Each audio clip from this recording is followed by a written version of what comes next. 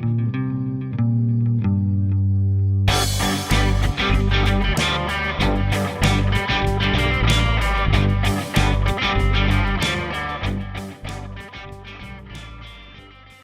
Friday, everyone, and welcome back to another episode of Two Chicks, Three Seats. We hope that all of our event professional listeners out there continue to see success in August and prepare for all of the great things that are coming this fall and beyond. For today's episode, we are joined by a special guest and digital marketing expert, Rich Brooks. Rich is the president of Flyte New Media, a full-service digital marketing agency in Portland, Maine.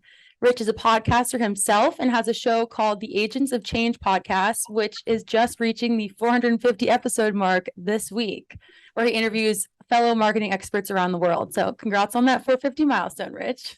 Thank you very much. Rich also started the Agents of Change Digital Marketing Conference, which takes place also in Portland, Maine. And finally, if you're attending Tripleseat's event camp on September 13th in Boston, you will actually be able to see Rich in person because he is one of the speakers for a marketing session. So we're also excited about that. A lot of Rich on the Tripleseat upcoming itinerary. So welcome to the show, Rich. Thanks for being here. I'm very excited. Rachel and Kate, thank you so much for inviting me to this. Absolutely. Of course. So that was a brief little professional intro about you, but from a little research and just on your website and hearing that you're from Portland, Maine, we want to have a quick little question for you on the personal side. And we appreciate Portland, Maine also being from New England, the both of us too. So for some restaurant recommendations up in Portland, what do you have on your list? It's so tough, right? Because I get all of these Facebook requests from people I haven't seen in 20 years and like, oh, Rich, I'm coming up to Portland. Where should I eat? And I'm like, well, how long are you going to be here? Do you have kids? Is this a romantic get? Like, there's too many choices, if anything, in Portland, Maine.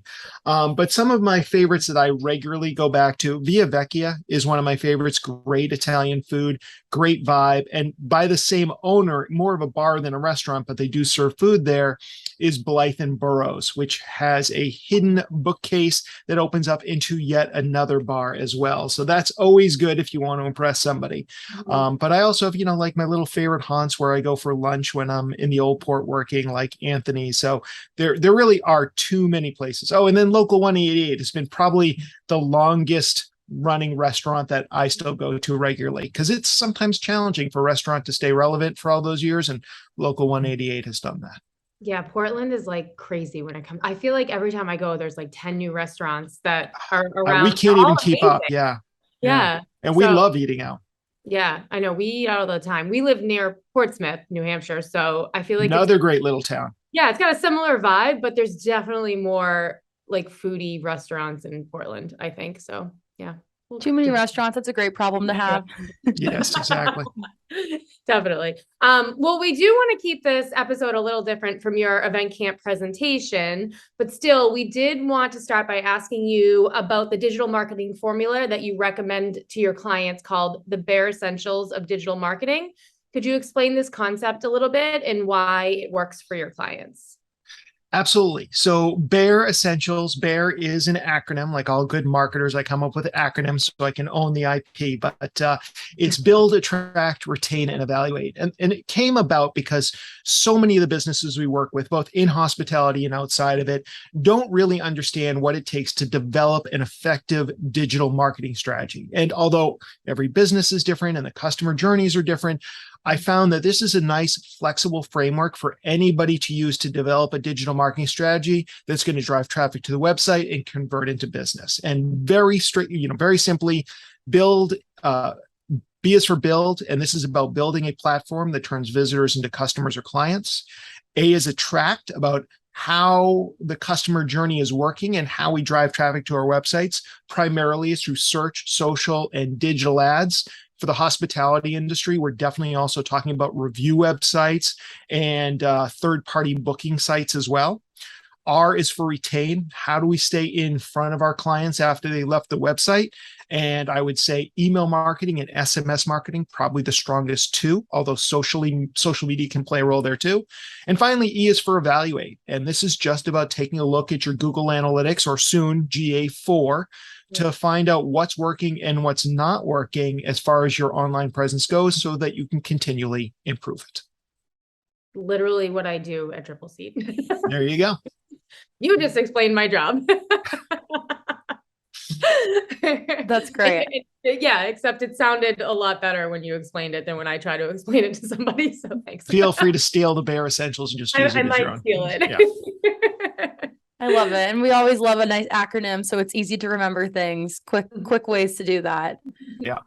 So when working with hospitality customers, first of all, with Flyte New Media, what kind of businesses, or have you been working with hospitality businesses like restaurants, hotels, event venues? More on the event venues and than the restaurants per se. We may have done a little bit here and there with restaurants, but the event venues tend to be something where we've had more experience. And I've done a lot with the events, because I've done a lot with Maine Innkeepers, which is now a bigger organization that's name currently escapes me. So I've done a lot of marketing with them individually, as also putting on entire full days just for that audience. Okay, cool. I actually, when I was looking at some of your clients, you do have one of our competitors to Event Up, which is our venue directory, as one of your past clients, which I thought was funny too. Which one was it? Event Active. Oh, yes. And they're local. Yeah. It was more of a one-off. They're nice people. I'm sure your product is excellent. Even better. I don't know. Can we edit this part out? No, it's all good. It's all good.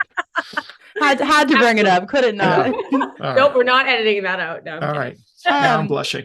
So what do you see for any like the event-based businesses or who you've worked with in the hospitality industry? What do you see as the most common mistake that they're making with their marketing strategies? With their marketing strategies, I think basically it's just not really paying attention to what the customer journey is and how it's evolved over time. Now, obviously, COVID had a huge impact on the hospitality industry, maybe more than almost any other industry out there. Since we work both in and outside of the hospitality industry, we see that some businesses actually thrived during COVID and others really took a hard hit. So I think not understanding that everybody wants to self-serve these days, that the pandemic took so long that we learned new skills, that we feel more comfortable online and we feel more comfortable with Zoom and video and things like that. That I think is a big part of it. So it's really about, how do people find out about my business? What does that customer journey look like? And then setting up what I'll call information booths and roadside attractions along that customer journey to drive people to the website where they're more likely to convert. Now, I know that hospitality is a big umbrella. So something that's an event venue is probably, the website is more important maybe than a restaurant, where a lot of times people may make a decision without ever visiting the restaurant website. But I do think that we really need to figure out what the customer journey looks like. And when they do get to our website or other platform, that we answer all the questions that they're going to have, making it easier for them to complete the customer journey and choose us. Yeah. Yeah, I agree. So before I worked a long time ago, before I worked at Tripleseat or any other marketing job, I worked in marketing for a hospitality group. I was an event manager and a marketing director. And that was in the days of MySpace. So things were looking at you. You are not old enough to have been marketing on. I really appreciate that. But I am. And it's funny to think about, because so much has changed since then, obviously, but like our marketing initiatives were, I would literally walk into businesses in downtown Boston and hand out flyers to secretaries. You could walk right into any building in Boston at that time and just hand out flyers. And we did lots of direct mail and email still, but we use I think it was the very beginning of MailChimp maybe, but it was it was a very obscure, not easy to use email platform that so many bounces, and we could barely track things. And it's interesting now because of, how much more restaurants and venues, event venues and hotels can do. That's different, from absolutely from the days of ore. That kind of goes into the next question that I had, is that many restaurants, even today, they don't utilize paid advertising through Google Analytics, Google Ads, or any platform for that matter. I think a lot of times because they think that it's going to cost a fortune, or especially now because there's so many places that are understaffed, that they just don't have the bandwidth to take it on, or they don't have the understanding to take it on. And I think a lot of people are under the impression that they have to hire an SEO, marketing person or someone just for this piece of marketing. And I think it scares them a little bit. So from your point of view, are there any tactics or minor adjustments that you can suggest to mainly our SMB customers, so our smaller mid-market customers, that might help them ease into SEO and marketing online? So for restaurants, when it comes to SEO, so we're talking about search engine optimization. This is the organic side. We're not paying for this. If I owned a restaurant, I would be focused on my local SEO above all else, because when we do searches, Google is looking for our intent, and restaurants almost always have a local intent. So I'm going to be searching for Italian restaurant near me, or Boston bagel shop, or whatever it may be. Google is going to show that local pack, that map with the 3 results, and then the link. So most everybody who does a search for a restaurant, whether it's a type of restaurant or by name, they're going to get that local pack. So I'm going to focus all my attention on that. And the first thing that you need to do, if you haven't done this already, is claim your Google business profile, formerly known as Google My Business. Take ownership of it, prove that it's yours, and then fill it out completely. Hours, photos, videos, all that sort of stuff. Second thing is you want to get a constant stream of positive reviews. You can either do that manually or do that with some piece of software that will help you automate some of that as well. And the third thing would be to make sure that your website is optimized for local results, whether you have one shop or multiple shops. If you have multiple shops, every shop, every retail space should have its own page on the website with information, photos from that place, talk about the surrounding neighborhood or area, all that sort of detail. It does make a difference. You do that, and you're going to be much more likely to get found on those searches when it comes to SEO for restaurants. Much more simple than people think it is. I mean, it takes some time. But the beginning of it is simple. Yeah. And then depending on how competitive your industry is, that's where you may have to bring in somebody or have extra expertise or just put more effort into it. Agreed. It was a good answer. Thanks. Welcome. So another thing talking about like branding as a whole with restaurants. So one thing that is unique and special about restaurants is that they can become like a key staple in a neighborhood and local community, like all the ones that you listed in Portland. They bring people together. And this often starts with the restaurant building a brand that they put out into the world that people grow to then love. So what do you think are some of the components from a marketer's perspective that make up a strong brand and bring people back to a business like a restaurant? Well, there's certainly things like logo and some of the things that you're known for. I actually do another presentation called the Remarkability Formula, and I talk a lot about how every business can be remarkable using these 4 lenses. You can find out what's already remarkable about your business, or you can create something new. But I will say that although branding is important, especially in a competitive industry like restaurants can be, my number one concern is to make sure that the experience that the customers have is going to be excellent, because no matter how much money you pour into your branding, which for restaurants also can include the whole atmosphere within the restaurant, everything from the chandelier choices to the names of the mixed drinks and everything like that. If people don't enjoy themselves, if they don't feel they got value for their money, whatever that means to them, if they don't have a good experience, and if the food's not very good, it doesn't make a difference how good your brand is. So the quality of the experience, the quality of the food, the quality of the atmosphere, the quality of the service, those all go into your brand. And yes, you could be a Dick's Last Resort type restaurant where your servers insult the people coming in the door. Mm-hmm. And as long as they're expecting that or they think that's funny, that's great. It won't be for everybody, but it's about being consistent with that brand. So yes, I mean, as a branding agency, I'd love to say you should spend all this money on a logo and all this, that, and the other thing. That is part of it. But really, you need to think about what is the experience you're giving customers? What are they going to tell other people? What are they going to post to Yelp or TripAdvisor or just to Facebook to let their friends know about this experience they have? Those are some of the most critical things, and those are things that you absolutely can control. Yeah, it's so true. And it's also like if you build that brand and people love you and they continue to come back, then they'll do the marketing for you in the end, right? So absolutely, it's so important. There was a restaurant that's no longer here in Portland for years. I won't name it because I don't want to insult anybody who loved the restaurant, but the restaurant was not very good.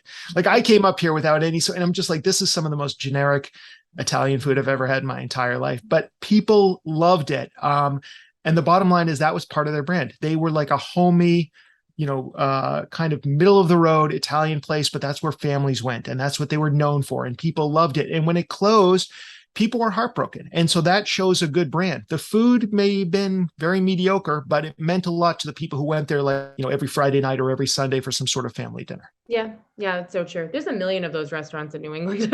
Absolutely. Italian ones that aren't that great that people adore. Right. Because it's the experience. Restaurants are about food secondary and experience first. Yeah. And it's like, we all know that we sometimes will go into a restaurant and we're just already in a sour mood. And no matter what happens, we're just not going to have a good time in that restaurant, or vice versa. I've gone to restaurants where the service hasn't been great and the food's been only okay, but I'm with a great group of friends or family that I care about. And my experience in that restaurant is exceptional. So, that's just part of what the challenge of running a restaurant is. Just one challenge. Just one of many. One of many. And I think too, especially I have 2 kids and they're young. So it's, that adds to I love food and I love really good restaurants and I like to spend money on food, but I also really just like to go to the 99s with my 2 kids. Right. So, it just depends, I guess, on the situation. And what your kids enjoy. Yeah, exactly. That matters a lot because that means that I can enjoy. When I was growing up, my dad was very busy, but every other Wednesday he would take either me or my brother out for dinner. And I always went to the Ground Round, which there are very few of still. But back then you could actually they would give you a big bucket of peanuts and you could throw your shells on the floor. Like it was part of the vibe there. I think for sanitary reasons, they no longer allow that. But it was like this awesome thing. And it was really that was the vibe of the restaurant. It was very cool. Plus they had Miss Pac-Man. And you could weigh yourself and pay your weight when you were a kid. So. Oh, I don't remember that. But yeah, that sounds right. Yeah. But that was also kind of embarrassing at times. If you were a larger kid, that might be, but yeah, my parents loved taking us there because you just pay your weight. It was great. That's funny. Anyways, all right. So let's move on to maybe some social media, right? So when it comes to social media, we see and then advise our customers that Instagram, Facebook, and TikTok are the 3 most important and popular and beneficial platforms for restaurants to focus on when choosing where to prioritize their time on social media.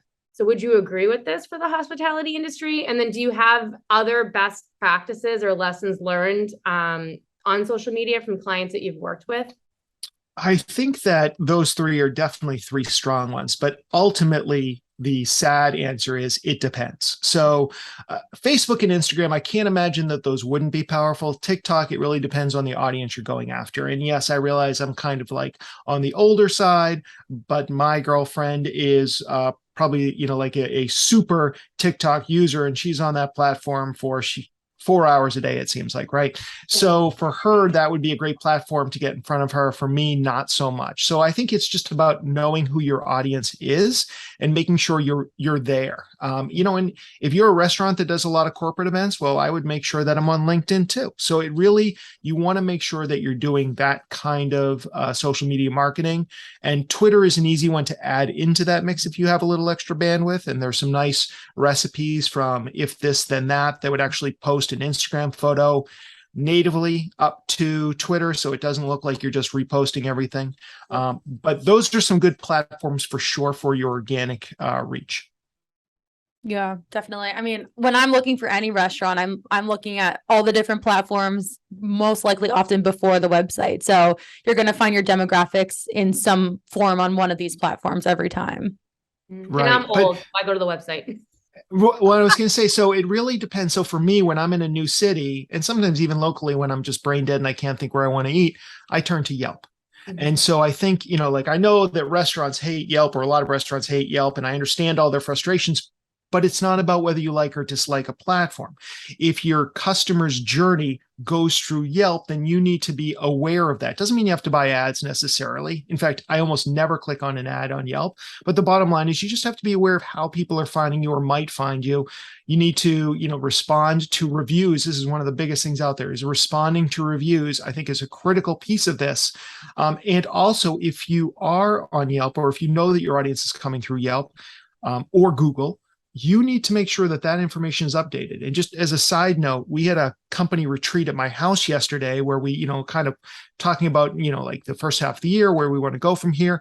And I'm not going to name them, but there's a great local sandwich shop. And I said, oh, this is where we're going to grab our meals. We called up that day. They don't answer. I'm on Yelp. It says they're open. I'm on Google. It says they're open. I'm on their website. It says they're open.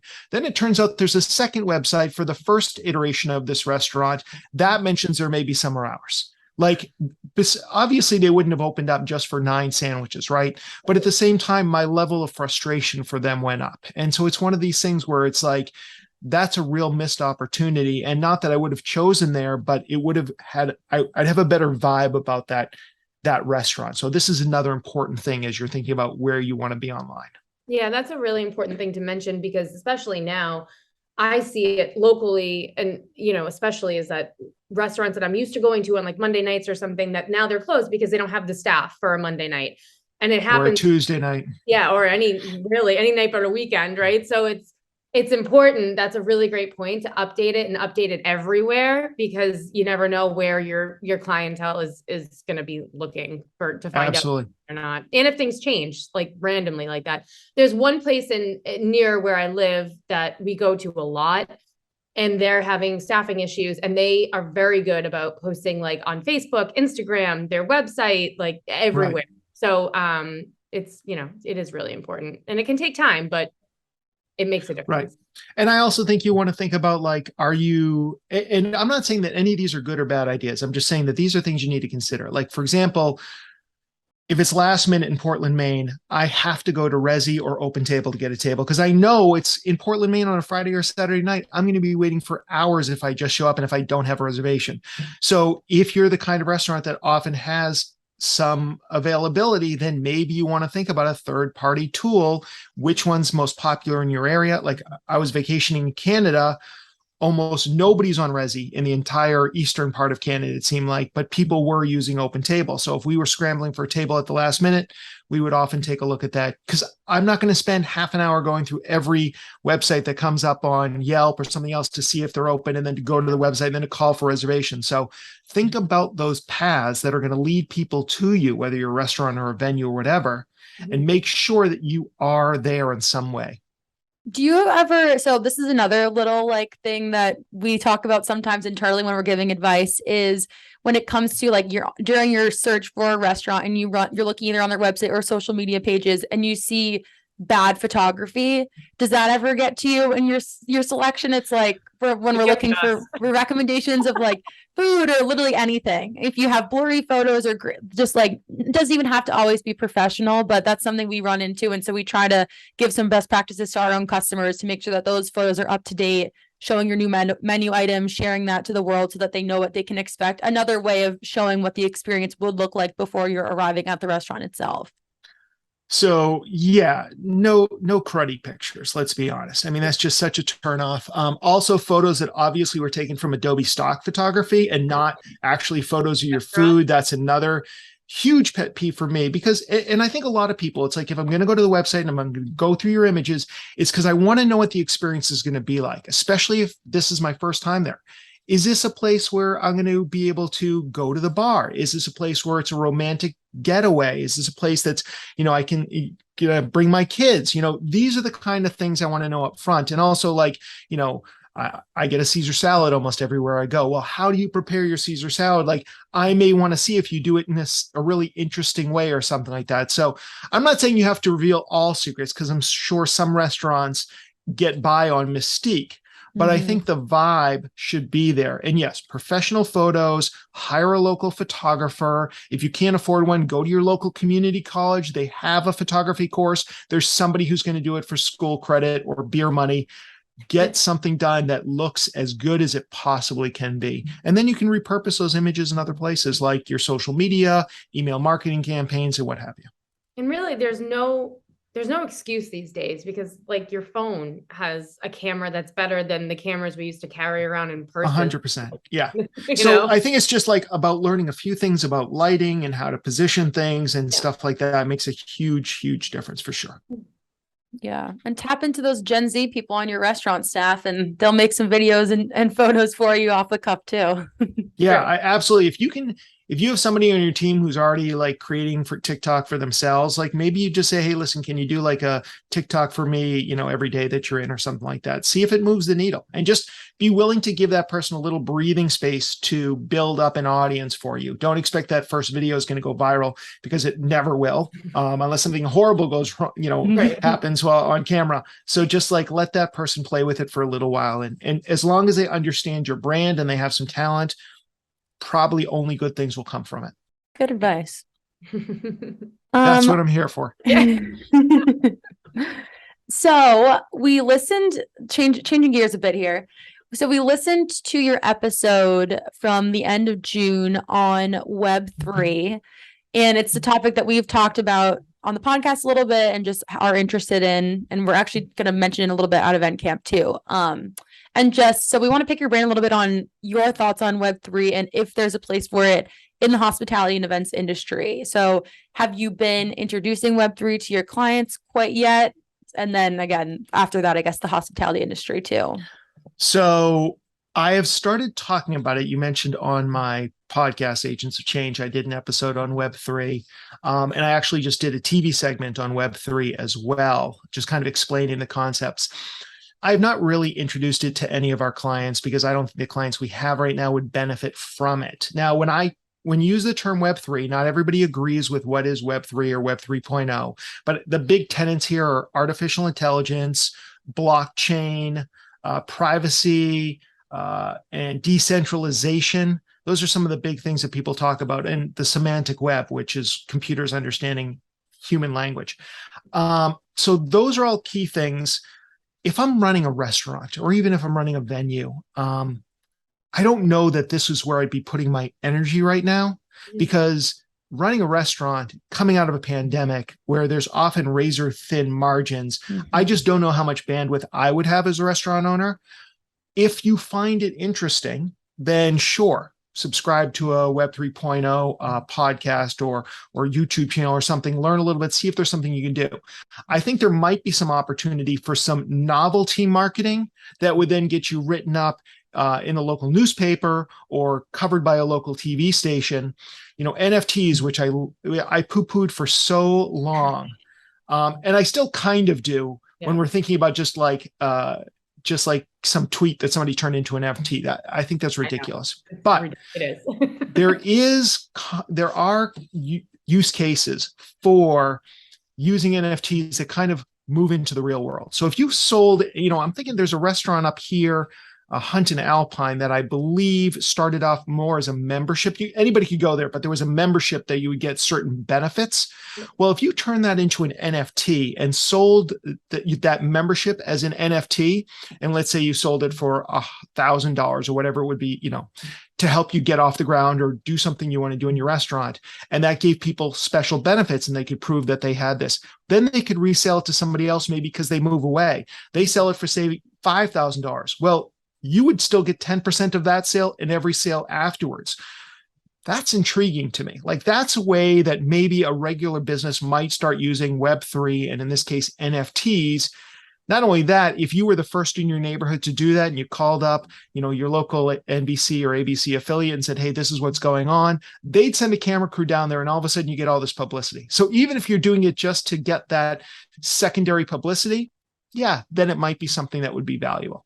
We've heard of, we had, she's actually going to be at Event Camp as well. Alicia Shiro was talking on the podcast a couple months ago, and she was talking about restaurants that started that way, and then now they're building brick and mortar restaurants. They were memberships to begin with, and only lived in the metaverse, and then now are going to become actual restaurants. So it's interesting. I'm not there yet. My brain's not there yet, but I don't think that's a long-term success strategy. I think that's something where right in the moment you can take advantage of it, but that moment may have already passed. right. It really depends on where you are. Like if you're in the middle of nowhere and you do this, then maybe you're the first in your area to do it. Then it might be interesting. But if other people are already doing this, then I don't think that's going to be really valuable. Yeah. So, it could be remarkable, but as soon as somebody else in your industry or neighborhood have done it, then it's not remarkable anymore. It has like a shelf life of one use. Yeah. So. He's certainly not remarkable in New York City anymore, I don't think. No, not at all. So it really it's one of those things where it depends. So, and there may be some other things that people could tap into with the metaverse or Web3. But again, it's kind of like make sure you're taking care of all the other stuff first and then start experimenting with some of these things.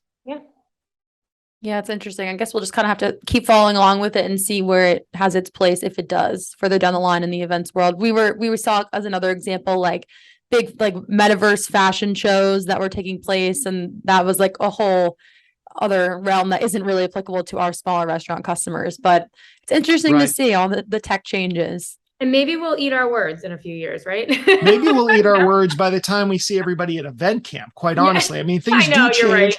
And there may be a case study or somebody comes up with an app that makes it really easy for restaurants to start offering some sort of NFTs to their customers. I think for me, the most interesting thing is NFTs, which are obviously started off as a completely digital thing, but now are evolving into the real world. Yeah. That to me is where it starts to get interesting and where it can start to see case studies where, okay, small businesses, medium-sized businesses could really use this to grow and to build loyalty and community as well.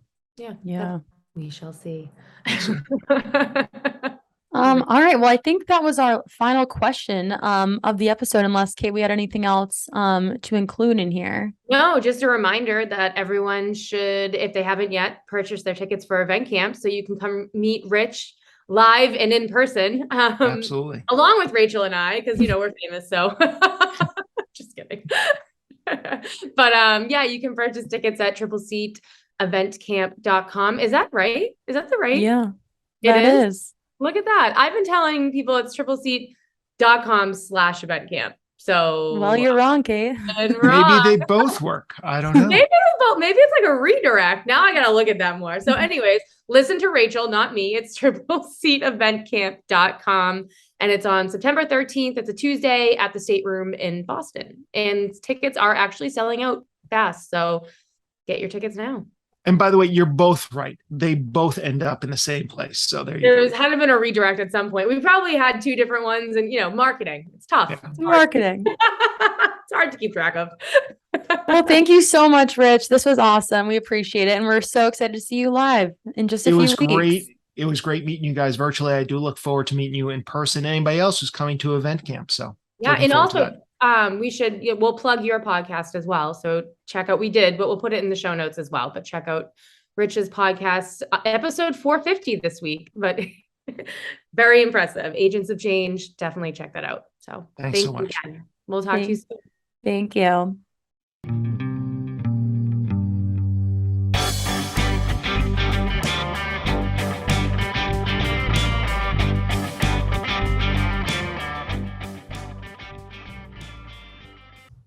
Thanks for listening to this week's episode of Two Chicks, Three Seats, your events industry podcast, brought to you by Tripleseat, the industry leader for event management software.